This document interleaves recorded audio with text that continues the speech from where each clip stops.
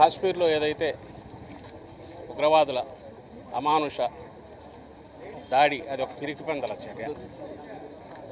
ఇది హ్యుమానిటీ మీద, మానవత్వం మీద జరిగిన దాడిగా భావిస్తోంది వైఎస్ఆర్ కాంగ్రెస్ పార్టీ. వారి ఆత్మకు ఈ దుస్సాహసం, వాళ్ళు చేసిన దుస్సాహసంలో, ఈ దుస్సంఘటనలో మరణించిన వారి ఆత్మలకు శాంతి కలగాలని ప్రార్థిస్తున్నాం. అలాగే ఆ కుటుంబాలకు ప్రగాఢ సానుభూతి తెలుపుతుంది వైఎస్ఆర్ కాంగ్రెస్ పార్టీ.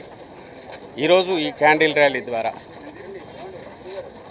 మన భారతీయ పవిత్రమైన భిన్నత్వంలో ఏకత్వం అనే పవిత్రమైన భావనతో మన ప్రజాస్వామ్యం పరిడవిల్లుతోందో, ఇక్కడ వెలుగొందుతోందో, దాన్ని సింబాలిక్గా ఎక్స్ప్రెస్ చేసే దిశగా, అలాగే ఇలాంటి పిరికిపందల చర్యలు, టెర్రరిస్టుల అటాక్స్, ఉన్మాద చర్యలు ఈ సంకల్పాన్ని, ఉక్కు సంకల్పాన్ని చెదరగొట్టలేవని తెలియజెప్పడం కోసం దేశవ్యాప్తంగా కూడా ఇలాంటివి జరుగుతున్నాయి. ఇలాంటి వాటిలో వైఎస్ఆర్ కాంగ్రెస్ పార్టీ ఎప్పుడు ముందుంటుంది.